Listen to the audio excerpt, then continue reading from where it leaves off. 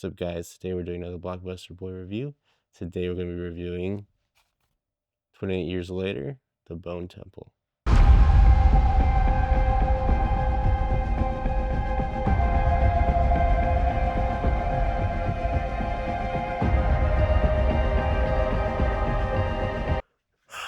Okay, so 28 years later, The Bone Temple. Let's fix this mic. Alright, so 28 years later, The Bone Temple is directed by Nia DaCosta. That's right, Nia DaCosta. Stars Ralph Fiennes, Jack O'Connell, and Alfie Williams. We'll read the summary. As Spike is inducted into Jimmy Crystal's gang on the mainland, Dr. Kelson makes a discovery that could alter the world. So 28 years later, The Bone Temple is a sequel to 28 Years Later. 28 Years Later was really good. That movie came out, I believe, less than a year ago, with Aaron Taylor Johnson, and it was great. I love that movie. This movie follows up basically right after that movie. When I watched the first movie and then they started talking about how they're going to have this second movie following right up, I was excited, but also a little bit kind of hesitant because I was like, okay, they're making a second movie that they've shot back to back with this first movie. That's interesting because movies usually, if they have sequels, they will shoot them later. Unless it's like a big project, like a big idea, like Lord of the Rings, right? Like they shot all of those movies back to back. That does happen, but you don't usually do that. And they haven't done that for any of these 28, days, years later movies. So I was like, okay, interesting. Let's see where it goes. Like the first movie, I was like, okay, let's see where this goes. Like I like this franchise, and we'll see what happens. And the first one was great. And then when I watched the first movie, the way that one ended, they introduced these characters with this gang. Our main character, Spike's character goes off. Spoiler alert. He goes off and does his own thing at the end of the movie, and he runs into this gang. And the movie had a tone and its own feeling and vibe throughout the whole film, which was really awesome. Like they really set the atmosphere for that movie, and as soon as these other characters came onto the screen, the vibe just totally changed. It pulled me out of the movie. It didn't feel like it was connected. It felt different. It felt like it was like an alternate ending that someone thought to do, and then they did it anyways, even though maybe they shouldn't have. And so knowing that after the first movie, I was immediately like, okay, is this where they're going to go to the second one? Because like there was rumors that Cillian Murphy was going to be in the second one. So originally I was like, okay, so he's going to probably be like a big player in the second one. So then they come out and have the first movie, and then I see that ending, and I'm like, okay, so this is obviously going to be our villain for the next movie in this gang that has basically kind of taken Spike. But it was odd. It was just like an odd end for that movie because it had such a good tone and feel and just rhythm to it. And then, anyways, we get into this movie, and is the same kind of vibe that the end of the first movie had, and it clashes with the rest of the first movie. This movie was weird. It's just a different movie. It feels like it's a different movie. It feels like it's a different vibe. the tone is different. I'm not gonna lie, it's a little bit of an odd choice. It's a little bit, for me, they spent more in their budget for this movie than they did the 28 Years Later.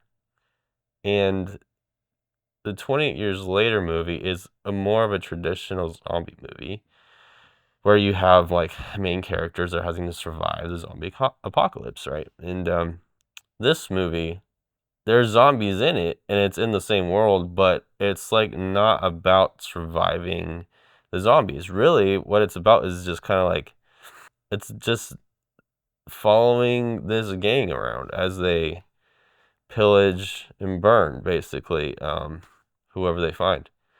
And it's not like a on the run post-apocalyptic zombie survival film.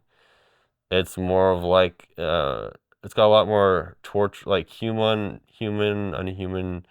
like torture, which is fine. So yeah, it was just a different movie. It's not being chased and surviving a zombies movie. This is a movie that is kind of like, I get what they're trying to do. They're trying to flip the script, and now the zombies aren't the monsters, the humans are the monsters. And I get that, but it's not what people are going to expect going to see a 28 Years Later movie. They're going to expect to have just a bunch of zombie chases, this zombie stuff. It's a zombie movie, but it's just not. It's a different zombie movie, is all. Some parts just, for me, they're just get a little bit too, I don't know. It's just, we've seen a lot of this before. Like, we saw the Alpha character and we saw the Doctor character before, and like it focuses on them two a lot, and then also the gang. But like this whole time, like they haven't had a cure for this stuff. All of a sudden, he's like experimenting with possible like a cure and stuff, and the Alpha is a main part in that plot. It's just like in the first movie, the Alpha is this character, right? He's this imposing figure. He's this unstoppable force, right? And he's super scary. He's super like, you don't want to be around when he's there. Like you want to get as far away from his fault. Like you could feel the fear, like putting yourself in their shoes of like walking around and then bumping into him, of like how terrifying that'd be. And I feel like this movie completely kind of kills that. I feel like that kind of sucks, because if you watch them back to back, it's gonna be like, even just watching them this close together, it was just kind of like, why? Like we went through all that, and now, like there's a scene where the Doctor and the Alpha are dancing together, and just like what is going on? Like I literally looked over at my brother, and I was like, what? I don't know. It's just like kind of a weird choice to me. Like you should, if you're making a sequel to a movie, like you should keep it in the same vein and like have the characters do things. Even if you're trying to find a cure, just don't make it so like, I don't know, it's just so different like than the first movie. So yeah, you spend a lot of time with the Doctor and with the Alpha. A lot of time. And this is where it feels like they shot the first one. They're like, okay, let's do another one. We already have this set. We already have this location. Blah blah blah. It's like, let's just get rid of like all of our expensive leads. Keep a bunch of no names, and the guy that's playing our Alpha. Get rid of like a bunch of the zombies. We don't need a bunch of zombies. And let's make this movie with this like gang that terrorizes a couple people. So it's just a different movie. And it's kind of disappointing when you go in and it's not what you want. Now, I was kind of able to enjoy this movie because there was a part where I like switched gears and I realized what it was. But even so, it still was disappointing. 'Cause it just feels to me like watching this movie, like it ends no different than the last movie ended. Like where the main character is left off, which is supposed to be Spike, and he's in the same spot. So really, there was not really a whole lot of reason, I feel like, for this movie. Granted, I haven't seen the next one that they're probably going to try to do. We'll see, because the character's right in the same spot, and he, like they didn't really do a lot with Spike's character. He's kind of just along for the ride, and he's kind of sidelined. He just kind of like sits there and watches things unfold. He's not a driving factor in the plot, really.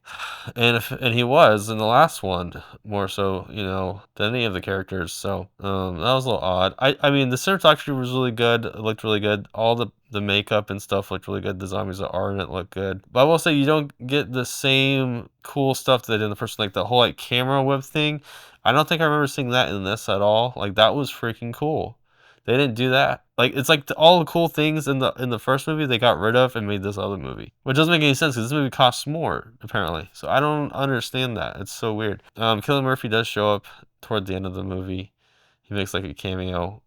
He's not really a big part of the film. I'm guessing he'll be bigger in the next one. So that was also kind of disappointing a little bit because I kind of thought he was going to have a bigger part in this. You do get some of the 28 years later score, which is cool. Which is cool, but it kind of also feels like it was wasted because it was on this movie. I have mixed feelings about this movie. I did enjoy it overall, but it was also just not. It's just like the bottom of the barrel of the 28 whatever movies. This one is definitely my least favorite. I think it wasn't what it's not what you were thinking you're gonna get. But if you can switch gears, you can kind of enjoy it to a degree. There's like some like musical numbers in it too, almost where I don't know. It completely feels like a different movie, different tone, and it's extended. It's not like just a short thing. Yeah, there's a lot of the Doctor character and the Alpha just hanging out, literally just hanging out. There's a lot of terrorizing survivors when it comes to this gang, terrorizing survivors. There's not a lot of zombie killing. That's kind of this movie. I can kind of see why this movie flopped, honestly. If you guys liked 20 Years Later, I would say probably watch it. That's why I watched it. It's because I had seen the other movie and I really liked it and I wanted to see this one. And unfortunately just wasn't as good as the last one. And I'll say the actors did a really pretty good job overall. Like Spike was like in what he was given, Spike was good. The Doctor was good by Fiennes' character, the Doctor. He did a good job with what he was given. Was it interesting? Like the whole gang, the issue I have with them is like they just don't feel like they fit in that universe because they none of them have any of the stuff to survive. Like they don't have like the packs, they don't have the bows and arrows, they don't have the weaponry, they don't have supplies, like they literally don't have anything. All they have are these little like knives and daggers, right? Like pocket knives. And so it's like, okay, how are they surviving out here? They're not that cool, you know. It just feels disconnected when you have other characters in the movie that are like these survivors and or survivalists, and they have like all the stuff. And these guys just they have their yellow hair, their wigs, and they have knives, and they're cool, and so they can like it doesn't make any sense. They just don't fit in the world realistically. Not even realistically, but just like in the world that they've set up, these characters don't really fit in there. They wouldn't survive. Yeah, I mean it was fine. I would say it's like a mixed feeling. I would say it's like a mixed movie. So because of that, I think I would give 20 Years Later, The Bone Temple a 7. Um, it was okay. I mean, if you like these movies, I would watch it just because you have nothing else better to do. Might as well. But anyways, guys, that's my review of 28 Years Later, The Bone Temple. Until next time, like and subscribe.